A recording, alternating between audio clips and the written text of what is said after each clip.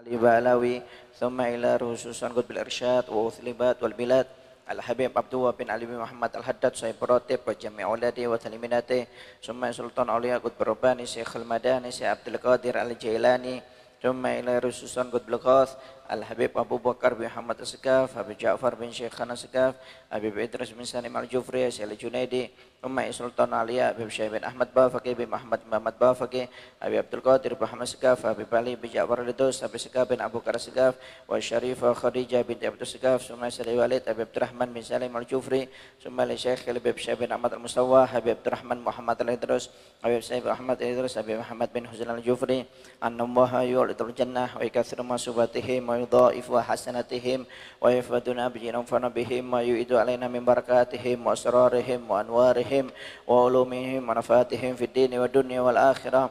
الفاتحة. أعوذ بالله من الشيطان الرجيم. بسم الله الرحمن الرحيم. الحمد لله رب العالمين الرحمن الرحيم مالك يوم الدين. إياك نعبد وإياك نستعين اهدنا الصراط المستقيم صراط الذين أنعمت عليهم غير المغضوب عليهم ولا الضالين آمين.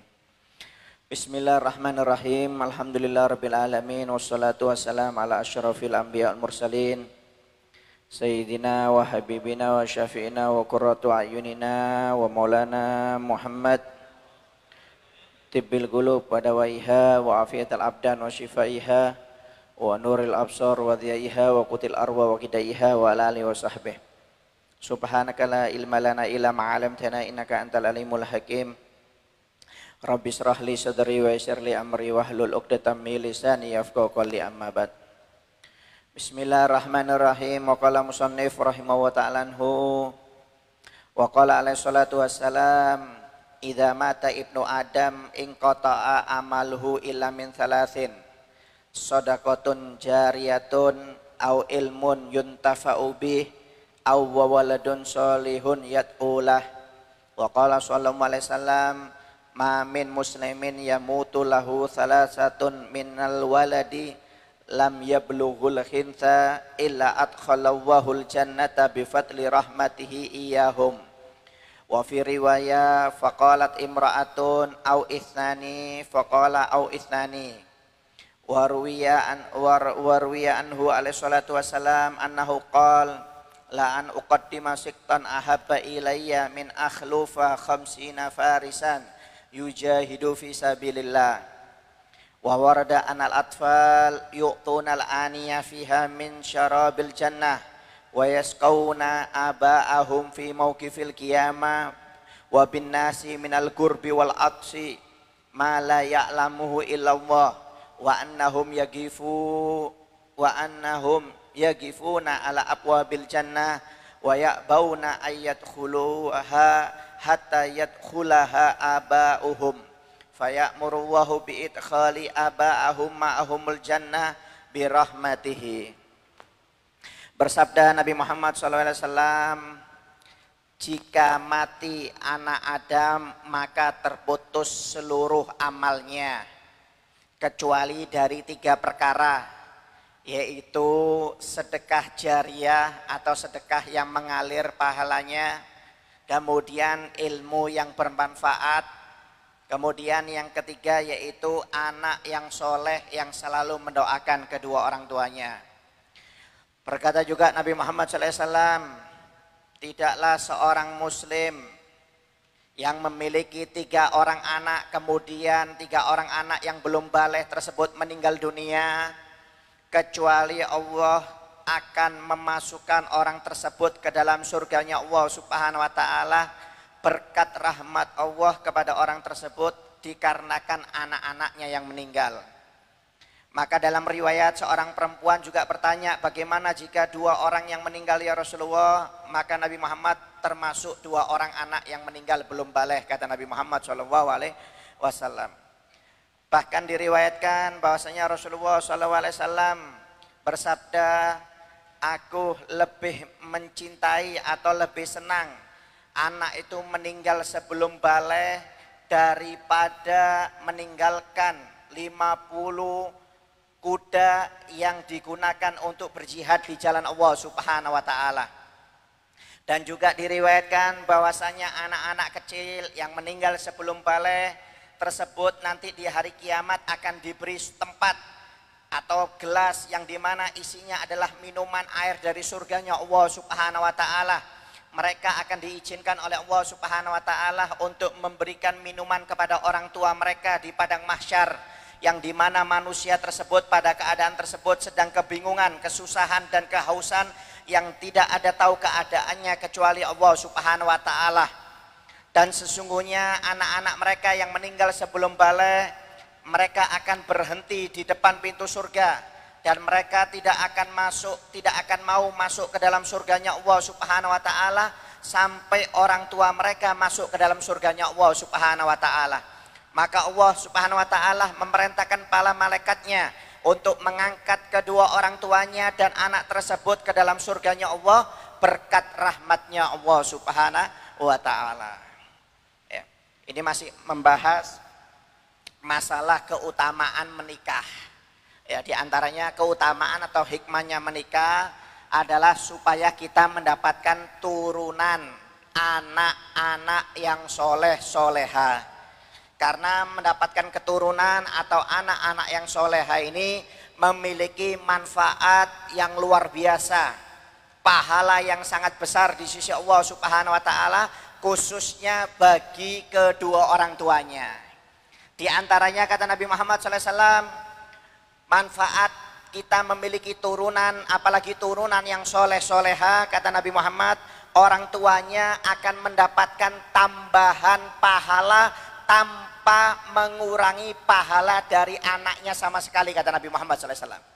Jadi maaf Pak, Anda yang punya anak sholat, anak Anda dapat pahala sholat, Anda juga dapat pahala sholat. Anak Anda maaf hadir majelis ilmu, anak Anda dapat pahala menghadiri majelis ilmu. Anda pun walaupun tidak hadir, bahasanya maaf tetap dapat pahala menghadiri majelis ilmu berkat anak Anda. Anak Anda mengeluarkan sodako, maka orang tuanya dapat juga pahala sodako. Anaknya membaca Al-Quran, maka orang tuanya juga mendapatkan pahala bacaan Quran. Anaknya mungkin berzikir, melaksanakan ibadah haji, umroh, maka orang tuanya akan mendapatkan sama pahala yang didapatkan oleh anaknya, kata Nabi Muhammad SAW, tanpa mengurangi sedikit pun dari pahala anaknya. Ya, luar biasa. Jadi maaf orang tua nggak perlu repot.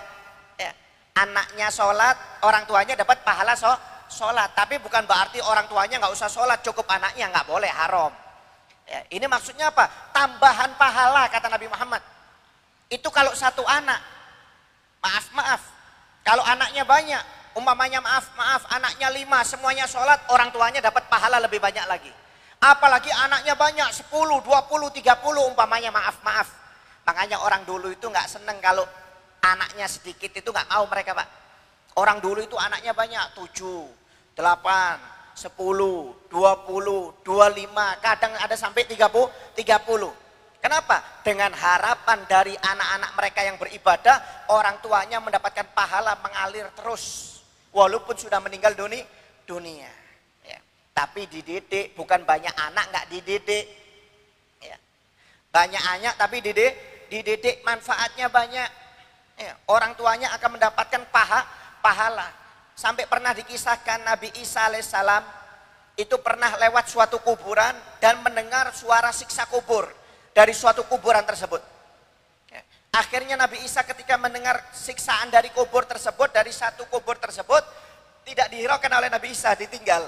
Mungkin orang ini bermaksiat kepada Allah Subhanahu wa ta'ala. Sampai suatu saat, setahun kemudian Nabi Isa ketika melewati kuburan tersebut, sama kuburan yang sama, ternyata nggak ada suara siksaan. Padahal tahun kemarin Nabi Isa lewat, ada suara siksaan dari kubur tersebut. Kenapa tahun ini kok nggak ada suara siksaan? Akhirnya Nabi Isa ini bertanya kepada Allah Subhanahu wa ta'ala, ya Allah, kenapa tahun kemarin saya lewat kuburan ini mendengarkan suara siksaan dari kubur, tapi tahun ini ketika saya lewat tidak mendengarkan suara siksaan sama sekali? Apa jawab Allah Subhanahu wa ta'ala? Ketahui oleh Musa bahwasanya orang yang dikubur tersebut ahli maksiat kepada aku. Dia sering berbuat maksiat kepada aku. Ketika dia meninggal, dia mempunyai anak yang belum baligh. Dan sekarang anaknya sudah baligh, anaknya menjadi anak yang soleh. Dan anaknya cinta kepada anak yatim, memelihara anak yatim. Berkat anaknya yang soleh memelihara anak yatim, maka dosa orang tuanya juga aku ampuni, kata Allah Subhanahu wa ta'ala. Subhanallah. Ya, anaknya gara-gara anaknya soleh, ya senang dengan anak yatim, memelihara anak yatim, akhirnya orang tuanya kebagian pahala dan siksa kuburnya dihilangkan oleh Allah Subhanahu wa ta'ala. Ya, maaf, makanya anak yang soleh ini termasuk tabungan kita. Ya, ini tabungan emas. Ya, makanya orang jangan beranggapan, wah saya nggak pengen punya anak nanti ribet, ngasih pendidikan, ngasih makan. Jangan dipikir itunya. Dipikir manfaatnya kalau kita sudah meninggal. Kenapa? Pahala kalau dikerjakan anak itu akan mengalir kepada kita, kata Nabi Muhammad SAW. Makanya keutamaan orang memiliki turunan, apalagi turunan yang soleh-soleha, maka orang tuanya akan mendapatkan tambahan pahala tanpa mengurangi pahala dari anak tersebut, kata Nabi Muhammad SAW. Tapi hati-hati, kalau anak kita bermaksiat, maka dosanya pun akan disetor kepada kita. Waliyadzubillah min dzalik. Jika kita tidak mendidik anak kita. Tapi kalau suatu saat kalau kita sudah memang mendidik anak kita benar, nggak taunya ketika kita meninggal anak tersebut terjerumus di dalam hal-hal yang diharamkan oleh Allah Ta'ala, maka hilang tanggung jawab kita. Cuma amalan anak itu akan selalu disetor kepada orang tuanya, walaupun orang tua kita sudah meninggal, Pak. Jadi maaf, jangan dikira orang tua kita meninggal kemudian nggak tahu amalan kita, enggak. Kalau kita menghadiri majelis ilmu, orang tua kita meninggal, pahalanya dilihatkan. Ini loh, anakmu sekarang hadir pengajian, pahalanya ditampakkan oleh Allah Ta'ala. Kalau anak kita, umpamanya kita sholat tahajud, orang tua kita sudah meninggal, maka pahala atau ibadah sholat tahajud kita ini akan ditampakkan kepada orang tua kita. Dan orang tua kita yang di dalam kubur setiap melihat amal ibadah kebaikan anaknya, maka orang tuanya akan gembira di dalam kubur, kata Nabi Muhammad SAW. Tapi sebaliknya kalau kita maksiat, maka dosanya atau maksiatnya akan ditampakkan kepada orang tua kita. Setiap bermaksiat akan ditunjukkan kepada orang tua kita. Dan ketika melihat maksiat kita atau dosa kita, orang tua kita di dalam kubur akan menangis, kata Nabi Muhammad SAW. Jadi maaf, jangan bikin nangis orang tua ketika masa hidup. Masa meninggalnya nggak boleh bikin nangis. Dengan apa? Kalau kita bermaksiat kepada Allah Ta'ala, pada hakikatnya kita membuat nangis orang tua kita yang di dalam kubur. Ya, sampai pernah dikisahkan, maaf, dulu ada anak, ya, dulunya baik, nggak taunya ketika pergaulannya salah, orang tuanya meninggal, kebiasaan anak ini jelek, ya, suka nonton film nggak benar, maaf, waliyadzubillah min dzalik. Kebiasaannya nonton film nggak benar. Akhirnya subhanallah, karena orang tua yang soleh, orang tua yang baik, yang mendidik anaknya, cuma karena meninggal, akhirnya anaknya salah pergaulan, akhirnya ditampakkan oleh Allah Subhanahu Wa Taala. Anaknya itu dikasih mimpi oleh Allah Subhanahu Wa Taala bahwasanya orang tuanya marah dengan anaknya. Ya, orang tuanya marah. Di dalam mimpinya orang tuanya anak tersebut mengatakan, wahai anak, dulu engkau saya didik dengan pendidikan yang baik. Ketika saya meninggal, saya mengharapkan doa dan pahala kiriman darimu. Kenapa engkau sekarang malah bermaksiat, berbuat dosa kepada Allah Subhanahu Wa Taala? Engkau bukan menyetor kebaikan, engkau menyetor kotoran, kata si ayah sambil ditempeleng itu anak. Jika kamu tidak bertobat kepada Allah Ta'ala, maka aku tidak akan memaafkanmu, kata orang tua tersebut. Subhanallah, bangun dari tidurnya, dari mimpinya, nangis ini anak, bertobat kepada Allah Subhanahu Wa Ta'ala. Dan tidak pernah lagi menonton film yang gak benar. Subhanallah, dikasih mimpi oleh Allah Subhanahu Wa Ta'ala. Kenapa? Orang tuanya memang orang tua yang soleh. Dididik anaknya, gak taunya ketika meninggal salah pergaulan, akhirnya salah cara si anak ini. Tapi subhanallah, Allah subhanahu wa ta'ala masih cinta kepada orang tuanya dan si anak. Ditegur lewat mimpi dengan bertemu dengan si ayah. Oleh karena itu maaf, jangan kita sampai bermaksiat. Kalau kita bermaksiat, pada hakikatnya kita menyetorkan dosa kita kepada orang tua kita dan akan membuat sakit hati orang tua kita, kata Nabi Muhammad SAW. Waliyadzubillah min dzalik. Kemudian kata Nabi Muhammad, keuntungannya orang tua yang memiliki anak yang soleh-soleha, maka dia akan mendapatkan berupa doa terus-menerus dari anak-anaknya. Doa ini adalah, kata Nabi Muhammad, kado terbaik bagi seseorang. Karena doanya anak yang soleh itu, Pak, soleh-soleha, itu kabul. Ya, dikabulkan oleh Allah Subhanahu Wa Ta'ala. Jadi kalau orang tua itu punya anak yang soleh, yang selalu mendoakan orang tuanya, insya Allah orang tuanya itu akan selalu mendapat lindungan rahmat dan barokah dari Allah Subhanahu wa Ta'ala. Walaupun bahasanya orang tuanya ahli maksiat, tapi kalau anaknya anak yang soleh soleha, pasti kebagian barokah dari anak-anaknya. Jangankan ketika masa ketika masa meninggalnya orang tua, ketika masa hidup anak, kalau anak itu soleh, maka doa untuk orang tuanya itu akan dikabulkan berkat doa anak yang soleh. Dikabulkan oleh Allah Subhanahu wa Ta'ala. Ya, sampai pernah dikisahkan ya, beberapa waktu yang lalu kan saya pernah bercerita, Nabi Musa alaihissalam pernah bertanya kepada Allah Subhanahu wa Ta'ala tentang temannya di surga. Ya Allah, siapa temanku nanti di surga? Allah Subhanahu wa Ta'ala menunjuk kepada seseorang pemuda namanya Fulan bin Fulan di daerah ini, wahai Musa, itu adalah temanmu kelak nanti di surga. Akhirnya Nabi Musa silaturahmi kepada pemuda tersebut yang dianggap sebagai temannya di surga, kata Allah Subhanahu wa Ta'ala. Ketika silaturahmi, dipersilahkan Nabi Musa untuk masuk ke rumah pemuda tersebut. Akhirnya pemuda tersebut ketika mempersilahkan Nabi Musa untuk masuk ke dalam rumahnya, pemuda tersebut meminta izin kepada Nabi Musa, tunggu sebentar wahai Nabi Musa, aku ada perlunya sebentar. Akhirnya pemuda tersebut masuk ke kamarnya, Pak. Ketika masuk ke kamar, mengambil seekor babi jantan yang besar. Ya, dikeluarkan oleh Nabi Musa, dikeluarkan oleh pemuda tersebut dari dalam kamar, kemudian dibawa ke kamar mandi oleh pemuda tersebut. Nabi Musa heran, loh, ini ajarannya apa pemuda ini? Kok merawat babi? Apalagi babinya di dalam kamar. Dimandikan babi jantan itu, dimandikan oleh pemuda tersebut. Setelah dimandikan, dibersihkan, kemudian dipeluk oleh pemuda tersebut, dicium oleh pemuda tersebut. Setelah dipeluk, dimandikan segala macam, dibersihkan, dimasukkan lagi ke dalam kamar. Setelah memasukkan babi jantan ke dalam kamar, nggak lama kemudian pemuda tersebut mengeluarkan babi betina yang keduanya. Dikeluarkan, dibawa lagi ke kamar mandi. Dimandikan babi betina tersebut oleh pemuda tersebut. Setelah dimandikan bersih, kemudian dipeluk, dicium oleh pemuda tersebut, dimasukkan lagi ke dalam kamarnya. Setelah selesai merawat dua babi tersebut, pemuda tersebut baru menemui Nabi Musa alaihissalam. Nabi Musa bertanya, wahai pemuda, apa amalanmu ini? Maaf, agamamu ini apa? Kata pemuda tersebut, agama saya Islam. Tauhid, menyembah Allah Subhanahu wa Ta'ala. Kata Nabi Musa, kamu kan sudah tahu di dalam Islam nggak boleh itu babi. Babi itu najis, haram. Kenapa engkau rawat di dalam rumahmu? Ya.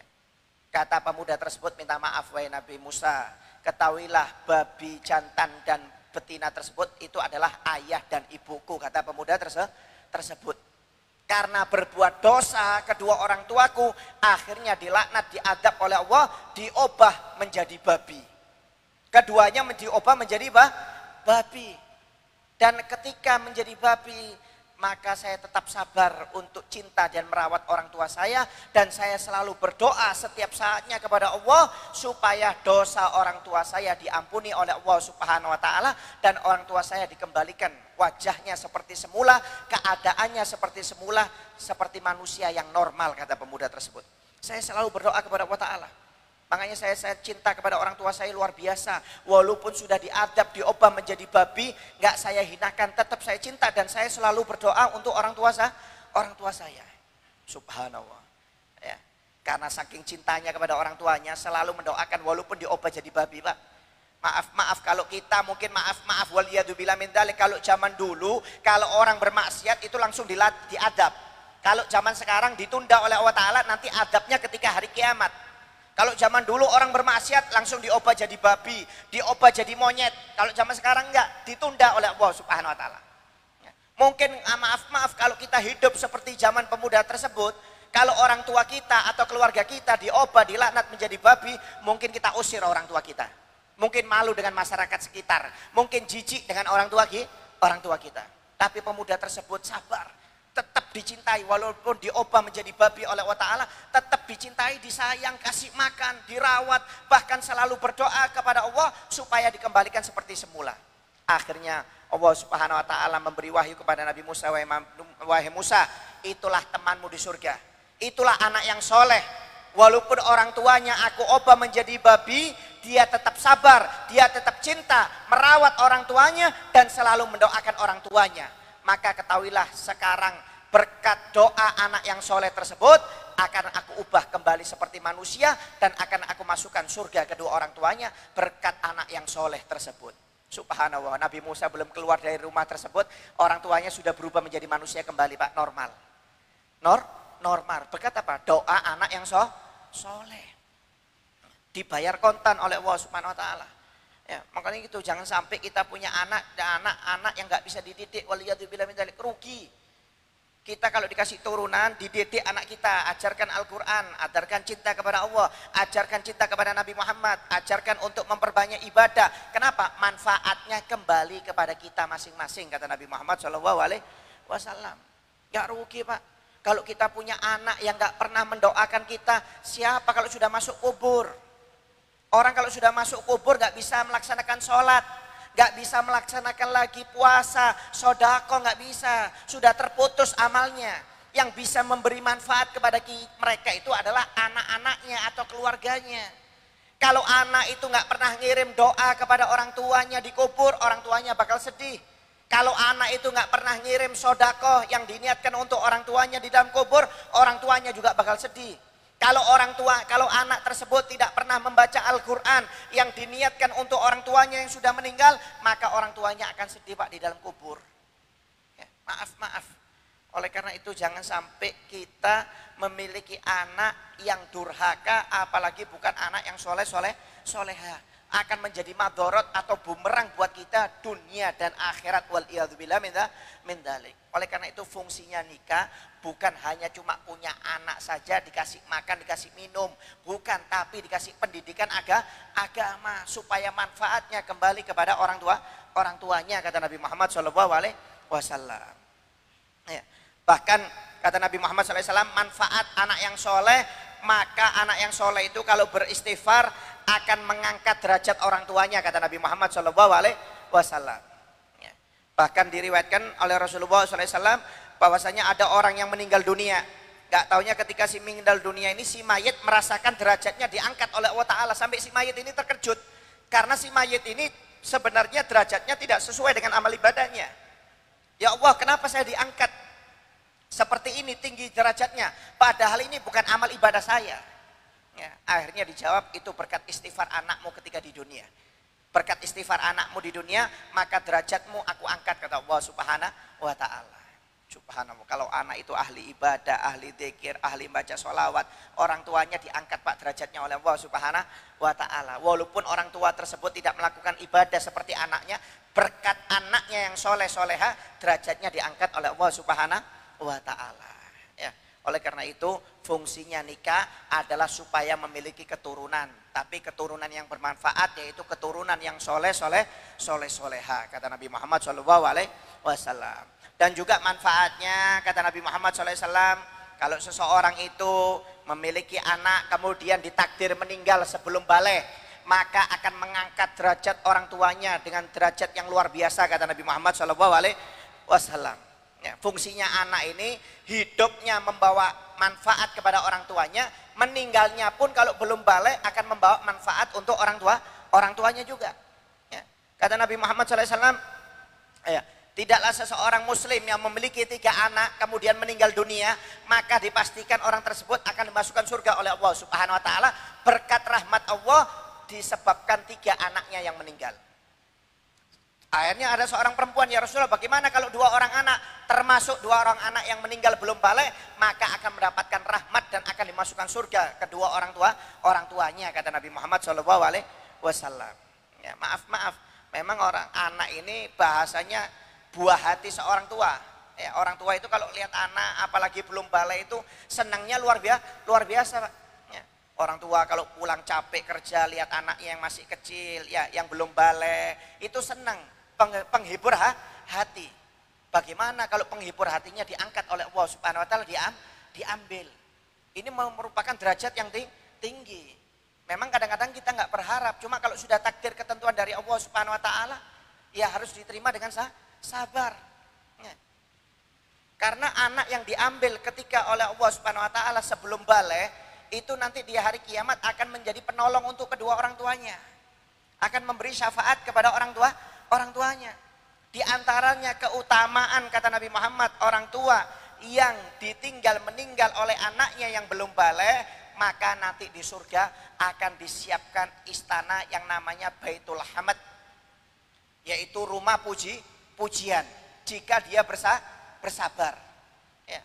Allah Subhanahu wa taala pernah diriwayatkan dalam hadits qudsi berkata kepada malaikat Israel, ya, wahai Israel, ketika engkau menyabut nyawa anak dari hambaku, bagaimana tanggapan mereka atau jawaban mereka ketika engkau menyabut nyawa anak mereka, wahai Israel? Dijawab oleh Israel, mereka memujimu ya Allah, mereka bersabar atas ketetapanmu ya Allah. Apakah mereka sedih wahai Israel? Mereka sedih ya Allah. Maka kata Allah Subhanahu wa taala, berkat kesabaran orang tuanya dan pujian orang tuanya, maka akan aku siapkan istana di surga untuk kedua orang tuanya yang dinamakan Baitul Hamd, yaitu rumah pujian kata Allah Subhanahu wa taala. Tapi itu dikhususkan bagi orang tua yang sabar. Bukan orang tua ketika anaknya diambil dia mengeluh, protes kepada Allah, bahkan kufur kepada Allah Subhanahu wa taala. Wal iyadzubillah min dzalik. Bahkan pernah dikisahkan, Pak, ada seorang sahabat Abu Thalha memiliki istri namanya Ummu Sulaim. Ya, Abu Thalha ini punya anak namanya Abu Umair. Abu Umair ini sakit keras, anak satu-satunya, anak semata wayang. Ya, sakit keras ini Abu Umair. Ya, ketika sakit keras ini Abu Umair, Abu Thalha si ayah ini keluar. Ada hajat, ada keperluan, ada pekerjaan. Gak taunya ketika keluar, Abu Umair ini meninggal. Abu Umair ini meninggal. Akhirnya ketika Abu Umair meninggal, dimandikan oleh ibunya sendiri, yaitu Ummu Sulaim atau istri dari Abu Thalha. Dimandikan ini anak yang meninggal ini. Dimandikan, kemudian ditaruh di kamarnya. Sabar ini Ummu Sulaim ini sabar. Kemudian Ummu Sulaim masak, melanjutkan pekerjaannya, memasak, membuat makanan untuk suaminya Abu Thalha. Ya, kemudian setelah memasak selesai, nggak lama kemudian Abu Thalha pulang di malam hari. Pulang. Ketika Abu Thalha pulang, Abu Thalha tanya, wahai istriku, bagaimana keadaan anak kita Abu Umair? Kata Ummu Sulaim istrinya, alhamdulillah anak kita keadaannya lebih tenang sekarang, tidak merasakan sakit. Kamu nggak usah khawatir, keadaannya lebih bagus daripada sebelumnya, kata Ummu Sulaim. Wah, senang Abu Thalha, alhamdulillah. Berarti anak saya mungkin sehat ini sudah. Ya, mungkin saya sehat katanya Abu Thalha. Nggak tahu kalau anaknya meninggal, nggak dikasih tahu oleh Ummu Sulaim. Wah, diambilkan, suruh duduk, dilayani, dikasih makan oleh Ummu Sulaim ini. Setelah dikasih makan segala macam, Ummu Sulaim masuk ke kamar berdandan, Pak, dengan dandannya yang cantik luar biasa. Akhirnya Abu Thalha ini karena senangnya, kemudian makan, capek melihat istrinya cantik, maaf, akhirnya ada hasrat. Akhirnya kumpul. Malam tersebut kumpul Abu Thalha ini dengan Ummu Sulaim. Dan Abu Thalha ini belum tahu kalau anaknya meninggal. Diservis dulu oleh istrinya, maaf.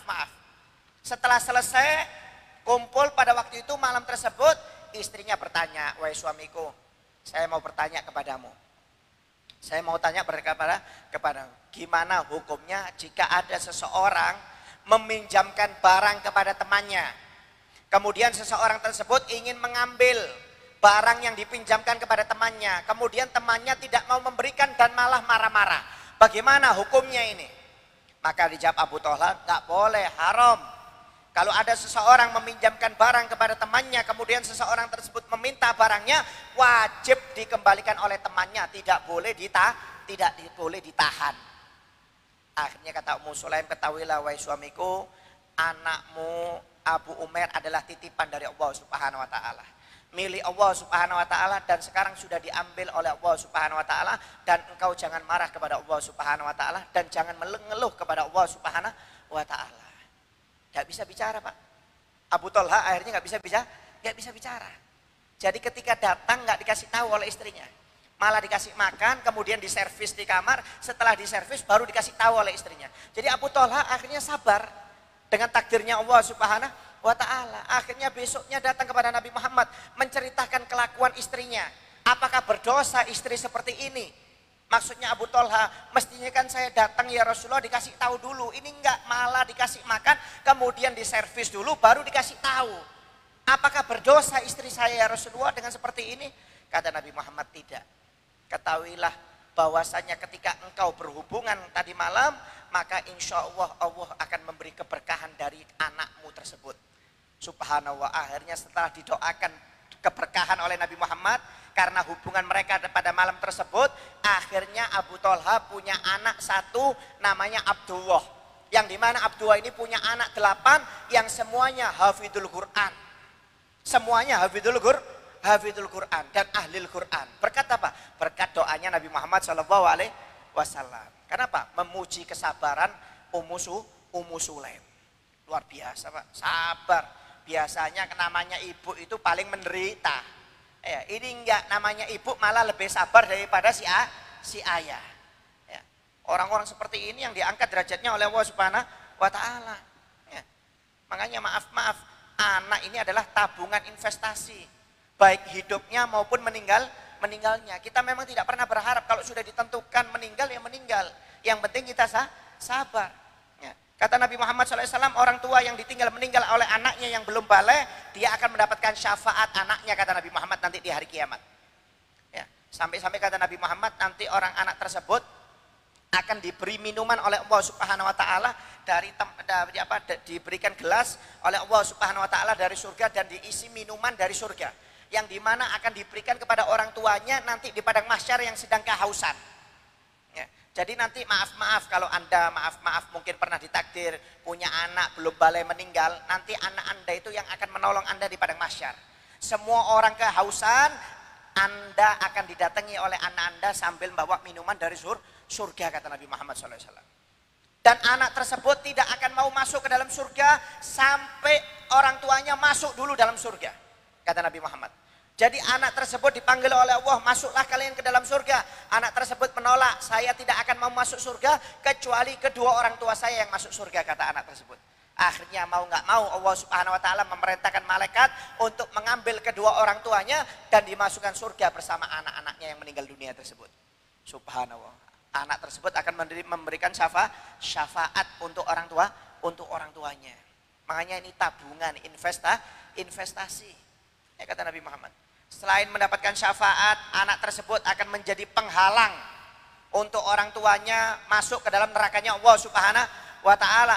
Ya, kata Nabi Muhammad SAW, siapa yang ditinggal mati oleh anaknya belum balik, maka anak tersebut akan menjadi hijab tameng dari api neraka untuk kedua orang tuanya, dan orang tuanya akan dimasukkan surga oleh Allah Subhanahu wa Ta'ala. Ya, luar biasa. Itu manfaatnya. Manfaat anak kalau meninggal belum balik. Makanya orang-orang soleh dulu Pak, itu mereka kalau punya anak banyak, mereka itu berharap salah satunya bisa meninggal. Ya, bisa meninggal itu kalau orang soleh. Kalau kita nggak usah ikut-ikutan. Ya, kalau orang soleh mereka berharap, mereka punya anak banyak, mereka berharap salah satunya meninggal. Supaya apa? Ada tabungannya di akhirat yang sudah diinvestasikan. Ya, karena kalau mendidik anak ketika masih hidup ini nggak semudah yang dibayangkan. Karena takutnya anak ini gagal dididik, nanti anaknya bermaksiat kepada Allah Ta'ala, kadang-kadang anaknya durhaka. Tapi kalau anak itu meninggal belum balik, itu investasi yang nyata, kata Nabi Muhammad SAW. Tapi kita tetap berharap punya anak yang selalu hidup sehat walafiat, panjang umur, menjadi anak yang soleha. Kemudian kata Nabi Muhammad juga, orang anak yang meninggal sebelum balik tersebut, pada hakikatnya mereka adalah diasuh oleh Nabi Ibrahim alaihissalam. Jadi kalau kita punya anak Pak yang meninggal belum balik, itu anak kita itu diasuh oleh Nabi Ibrahim di surga. Itu anak langsung masuk surga. Namanya wildan. Ya, namanya wildan. Ya, dalam riwayat anak-anak yang meninggal belum balik itu di surga namanya wildan. Nabi Muhammad ketika Isra dan Mi'raj, Nabi Muhammad melihat seseorang yang tinggi luar biasa. Kemudian sambil merawat anak-anak, maka Nabi Muhammad tanya kepada malaikat Jibril, wahai Jibril, itu siapa orang yang tinggi itu wahai Jibril? Dan merawat anak-anak. Anak-anaknya sangat banyak, masih kecil-kecil. Kata Jibril, itu adalah Nabi Ibrahim alaihissalam. Ketahui wahai Muhammad, anak kecil yang meninggal sebelum balik, maka dia akan langsung masuk surga dan akan dirawat oleh Nabi Ibrahim alaihissalam. Nabi Muhammad bertanya, apakah musyrik termasuk? Musyrik pun termasuk. Kata malaikat Jibril. Jadi walaupun orang itu kafir, tapi kalau anaknya maaf anaknya si kafir ini meninggal belum balik tetap masuk surga. Kalau belum balik, kalau sudah balik tanggungannya. Kalau dia beriman masuk surga, kalau dia kafir masuk neraka. Jadi dirawat oleh Nabi Ibrahim alaihissalam. Mereka itu yang sudah meninggal ketika kecil tidak diingatkan pikirannya kepada orang tuanya. Tidak diingatkan, nanti ketika kiamat terjadi di padang mahsyar baru pikirannya dikembalikan lagi, diingatkan untuk kedua orang tuanya. Jadi anak kita maaf umpamanya kita punya anak kecil meninggal belum balik, itu masuk surga langsung mereka. Dan mereka dilupakan hubungannya dengan kita oleh Allah Subhanahu wa taala. Nanti kalau terjadi kiamat, pikirannya, ingatannya dikembalikan lagi untuk ingat kepada kita, untuk menolong kita, kata Nabi Muhammad SAW. Ini adalah salah satu fungsi pernikahan supaya memiliki keturunan. Baik itu keturunannya hidup menjadi keturunan yang soleh-soleha atau keturunannya meninggal dunia dalam keadaan belum balik, kata Nabi Muhammad SAW. Ya, mudah-mudahan kita semuanya diberi keturunan yang soleh-soleha, yang memberi manfaat untuk kita dunia dan akhirat, dan membawa manfaat juga rezeki dunia dan akhirat. Amin ya rabbal alamin. Bismillahirrahmanirrahim. Wa qala musannif rahimahu ta'ala anhu arkanus shalah. Masih dalam pembahasan rukun-rukunnya sholat. Sekarang yang dibahas rukun sholat yang kelima. Rukun sholat yang kelima yaitu ar-ruku', yaitu melaksanakan ruku'. Ruku' ini termasuk rukun perbuatan atau rukun pekerjaan. Membaca doa ketika ruku' itu hukumnya sunnah. Ya, jadi rukuknya itu wajib. Apa syaratnya ruku'? Syaratnya ruku' yang pertama ayyasiha ma qablahu. Ya, hendaknya ketika sebelum melakukan ruku', rukun sebelumnya itu harus sah. Rukun sebelumnya harus sah. Kalau rukun sebelumnya belum sah, maka dia tidak boleh ruku'. Contohnya apa? Kalau dia sebelum ruku' belum membaca Al-Fatihah, maka jangan ruku'. Itu syaratnya. Kalau dia ruku' maka tidak sah sholatnya. Ruku'nya tidak sah, maka sholatnya pun tidak sah. Ya, dia sholat cuma baca doa iftitah langsung ruku', nggak sah. Jadi rukun sebelumnya harus sah. Rukun sebelum ruku' adalah membaca Al-Fatihah. Ya, bukan membaca doa iftitah, bukan membaca surat-surat setelah Al-Fatihah. Membaca doa iftitah atau surat setelah Al-Fatihah itu hukumnya sunnah. Jadi rukun sebelum ruku' adalah membaca Al-Fatihah. Jadi kalau Anda belum selesai membaca Fatihah, Anda tidak boleh ruku' kecuali masbuk seperti kemarin yang dibahas. Tapi kalau Anda bukan masbuk, maka Anda harus mensempurnakan bacaan Fatihah. Setelah selesai baru Anda boleh ruku'. Kemudian syaratnya juga ya, yang kedua syaratnya ruku' alla yaksida bihi ghairah, yaitu hendaknya dia tidak bertujuan lain kecuali untuk ruku'. Ya. Jadi tujuannya memang untuk ruku', bukan tujuan lain. Contoh orang sholat, nggak taunya dia mungkin punya utang sama seseorang. Ketika orang itu masuk ke masjid, dia kelihatan, langsung rukuk dia. Langsung rukuk, karena apa? Takut ketahuan. Nah, ini nggak boleh nih, nggak sah ini. Karena rukuknya bukan untuk melaksanakan rukun, karena takut kelihatan orang tersebut. Yang dia punya utang kepada orang tersebut. Ini nggak boleh. Jadi tujuannya rukuk ini memang untuk rukuk, bukan untuk yang lainnya. Atau contohnya maaf, ya, dia rukuknya ini karena takut ada tawon. Ya, mungkin ada tawon besar, tawon hitam, muter-muter umpamanya di depan mukanya. Kemudian dia takut disengat, akhirnya langsung rukuk. Rukuknya ini karena takut disengat tawon, nggak boleh. Ya, ini nggak sah. Berarti dia rukuk tujuannya bukan untuk rukuk, maka tidak sah. Jadi hati-hati, rukuknya itu tujuannya memang untuk rukuk. Jadi yang kedua syaratnya hendaknya dia tidak memiliki tujuan lain kecuali untuk rukuk. Kalau tujuannya karena yang lainnya maka tidak sah rukuknya. Ya. Kemudian yang ketiga ayat ma'inna fihi, yaitu hendaknya dia tumak nina. Apa tumak nina itu? Diam sejenak dengan ukuran membaca subhanallah. Ya, jadi kalau rukuk itu diam. Ketika Anda melakukan rukuk, itu Anda disyaratkan untuk tumak nina. Tumak nina itu diam sejenak sekiranya membaca subhanallah. Tapi sunahnya diulangi tiga kali. Itu sunahnya supaya tumak ninanya lebih sempurna. Subhana rabbiyal azimi wa bihamdi dibaca 3 kali. Walaupun dibaca 1 kali sebenarnya sudah cukup. Itu termasuk tumak nina. Tapi sunnahnya dibaca 3 kali supaya dia tidak terburu-buru di dalam sholat. Ya, jadi syaratnya yang ketiga ketika rukuk harus tumak nina. Gak boleh rukuk cuma nyentuh langsung berdiri lagi.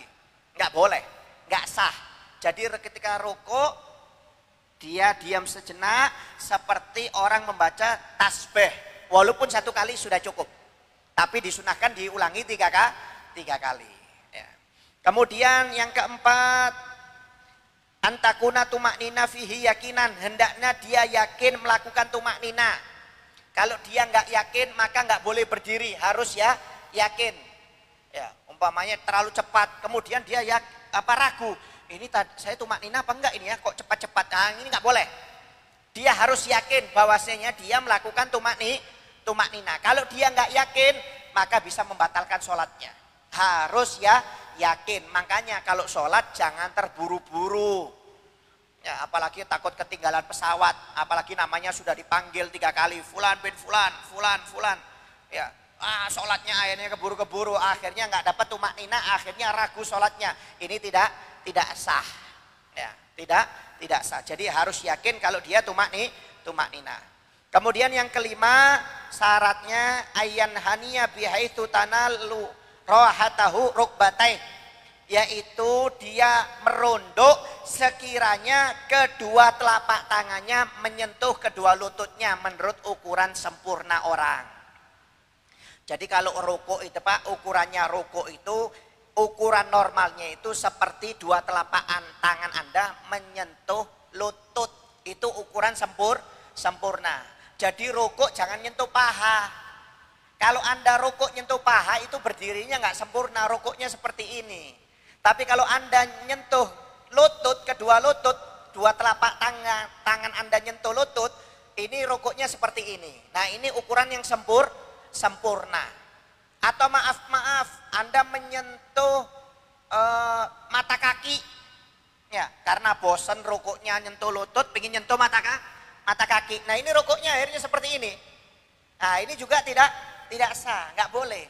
Ukurannya itu seperti ini rukuknya. Jadi jangan berdiri seperti ini rukuk atau jangan terlalu ke bawah. Akhirnya takut seperti sujud. Jadi rukuk itu ukuran sempurnanya lurus seperti ini. Menurut ukuran sempurna. Kenapa? Karena maaf, kadang-kadang orang tangannya pendek, mungkin kecelakaan, telapak tangannya hilang cuma sampai siku-siku. Kalau cuma punya siku-siku ya jangan nyentuh lutut. Kalau nyentuh lutut cuma punya siku-siku akhirnya turun ke bawah.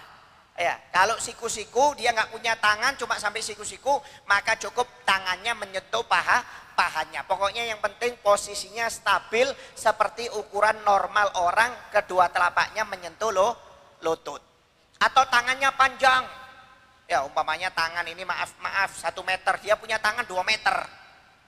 Ya, umpamanya tangannya 2 meter, ya jangan nyentuh lutut kalau tangannya panjang. Kenapa? Kalau tangannya panjang 2 meter nyentuh lutut, nanti rukuknya seperti ini.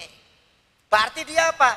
Berarti dia nyuntuhnya kedua kakinya yang paling bawah. Kalau nyentuh kaki paling bawah, dia duduknya seperti ini, rukuknya nggak ada masalah. Jadi ukurannya itu bukan tangan sebenarnya. Ukurannya itu kedudukannya rukuknya itu seperti ini yang sempurna. Nah, ukuran seperti ini, ukuran normalnya itu yaitu kedua telapak tangan menyentuh lutut menurut ukuran normal. Tapi kadang-kadang orang tidak normal ukurannya, ada tangannya yang lebih panjang, ada yang tangannya pendek. Jadi jangan harus menyentuh lutut, tapi lihat ukuran posisi normal orang. Ya, kalau tangannya panjang, kalau nyentuh lutut nggak bisa, berarti dia harus nyentuh ke bawah, di bawahnya lutut, mungkin betis atau mata kaki baru sempurna seperti ini. Nah, seperti itu wajibnya, sahnya seperti itu. Ya. Kemudian ayyakuna bi ghairi inhinas, yaitu cara rukuknya jangan sampai salah. Ya, yaitu seperti apa? yaitu seperti mengangkat kepalanya ke atas dan dadanya dihadapkan ke depan. Ini nggak boleh ini. Ruku itu jangan dadanya ke depan seperti ini. Nah, ruku itu dadanya ke bawah. Dadanya menghadap ke tanah, ke tempat sujud itu. Dadanya itu arah ke bawah. Jangan ruku depan gini. Ya, umpamanya. Jadi dadanya ini dihadapkan ke kiblat, nggak boleh.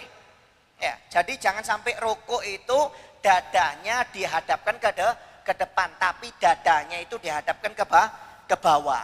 Nah, ini hati-hati, jangan sampai salah. Kadang-kadang ada orang yang ruku, ya dadanya dihadapkan ke depan sambil mukanya ke depan gini.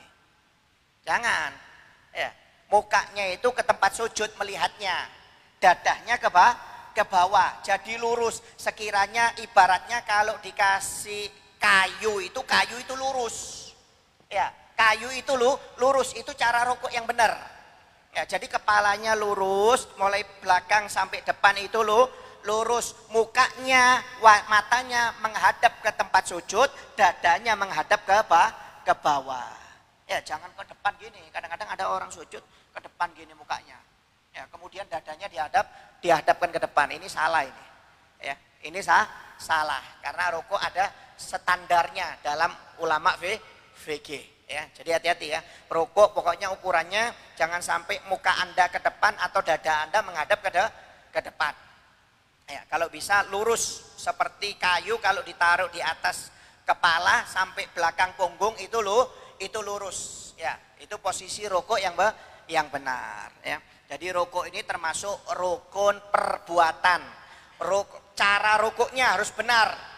Ya, kalau cara rukuknya benar, walaupun dia nggak membaca bacaan tasbih sah. Ya, tapi kalau dia membaca tasbih tapi cara rukuknya salah, maka itu yang berbahaya. Kenapa? Karena rukuk ini bukan rukun perkataan, tapi rukun perbuatan. Jadi caranya yang benar, bukan bacaannya. Kalau bacaannya itu sunnah. Ya, hati-hati. Rukuk jangan sampai salah. Ya, itu adalah syarat-syarat rukuk. Ada 6. Wallahu a'lam bishawab. Mungkin ada yang mau bertanya? Ada yang mau bertanya? Bismillahirrahmanirrahim. Assalamualaikum warahmatullahi wabarakatuh. Waalaikumsalam warahmatullahi wabarakatuh.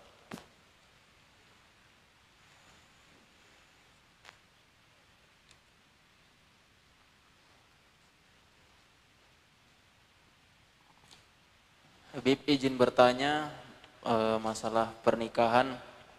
Bagaimana hukumnya di dalam Islam jika pernikahan itu di dalamnya terdapat perbedaan keyakinan? Contohnya dari laki-laki beragama muslim dan dari perempuannya beragama non-muslim. Dan pernikahan itu sudah berlangsung belasan tahun lamanya. Yang kedua, bagaimana hukumnya di dalam Islam ketika pernikahan, contohnya laki-laki menikahi perempuan non-muslim, tapi dari pihak perempuan keluarganya tidak menyetujui, tapi pernikahan itu tetap dilaksanakan. Itu bagaimana hukumnya? Terima kasih. Assalamualaikum warahmatullahi wabarakatuh. Pertanyaan yang pertama sama kedua ini sama ya? Maksudnya pernikahan beda agama? Iya, cuma yang pertama sudah berlangsung belasan tahun, yang kedua ini belum terjadi. Sudah terjadi, cuman dari pihak perempuan, misalnya keluarganya itu tidak setuju, Bib. Itu bagaimana hukumnya? Ya gini ya, pernikahan beda agama ini haram. Itu sama seperti zina. Jadi kalau sudah terjadi belasan tahun, puluhan tahun, salah satunya harus masuk Islam. Ya, harus masuk Islam. Umpamanya istrinya yang non muslim, maka harus masuk Islam. Kalau memang nggak mau salah satunya yang masuk Islam, ya dari yang satunya muslim, satunya non muslim. Yang non muslim ini nggak mau masuk Islam, maka wajib cerai. Kalau nggak cerai maka dihitung zina. Selamanya dihitung zina. Jadi maaf, pernikahan beda agama itu haram di dalam Islam. Nggak boleh, ya nggak boleh nikah beda keyakinan. Jadi kalau belum terjadi maka jangan dilakukan. Kecuali sudah masuk Islam. Kalau sudah masuk Islam maka boleh dilaksanakan pernikahan tersebut. Kalau sudah terjadi maka yang non muslim harus masuk Islam. Kalau memang nggak mau maka cerai. Kalau tidak cerai maka dosa, hukumnya haram. Jadi nggak boleh nikah beda agama, itu tidak boleh. Kayak kekurangan orang aja. Yang muslim banyak kok, maaf. Ya kayak kekurangan orang aja. Jangan, ini berkaitan dengan akidah. Apa kita mau menjual akidah kita? Menjual dunia yang sesaat demi akhirat, rugi. Demi Allah rugi. Jangan cuma untuk menuruti hawa nafsu saja, kemudian kita berani menjual agama kita. Waliyadzubillah min dzalik. Bahaya, dosa. Ya, karena lebih baik kita rugi di dunia tapi dapat nikmat di akhirat. Lagian sebenarnya bukan rugi sih, itu nuruti hawa nafsu namanya. Kenapa? Karena masih banyak yang muslim.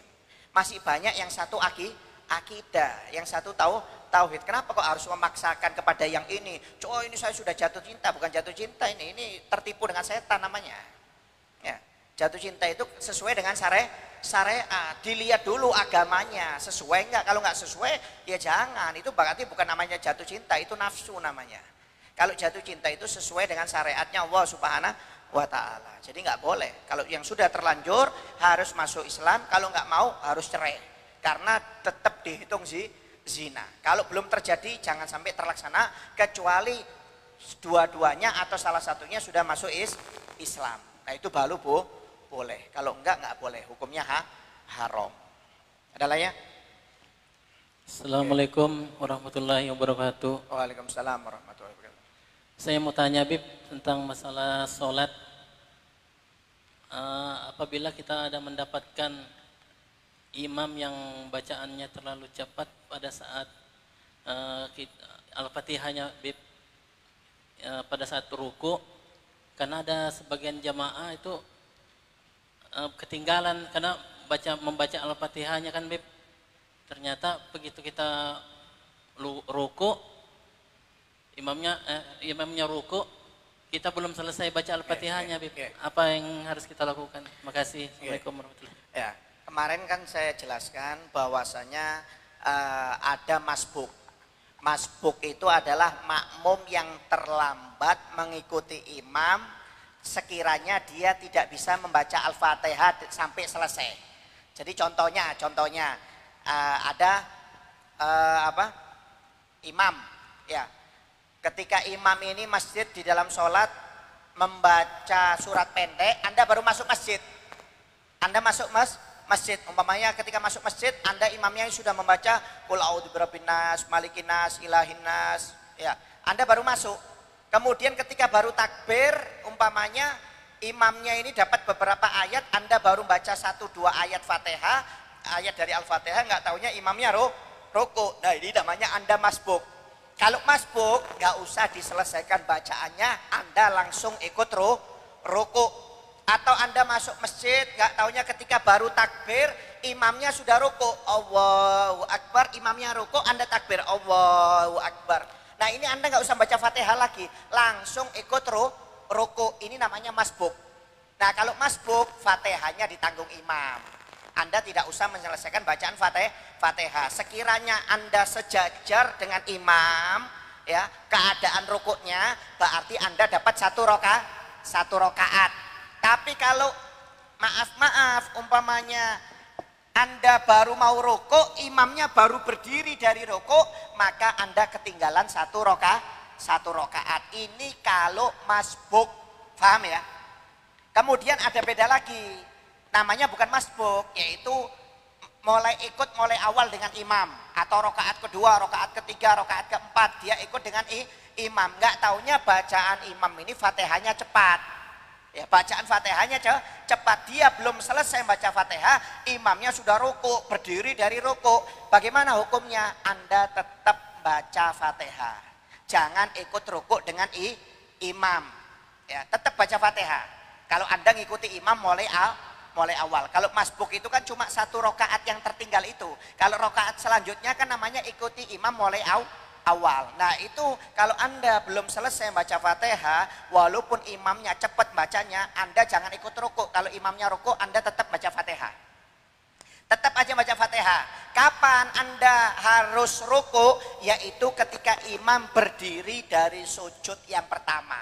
Ketika imam berdiri dari sujud yang pertama untuk duduk di antara dua sujud, Anda harus sudah ruku.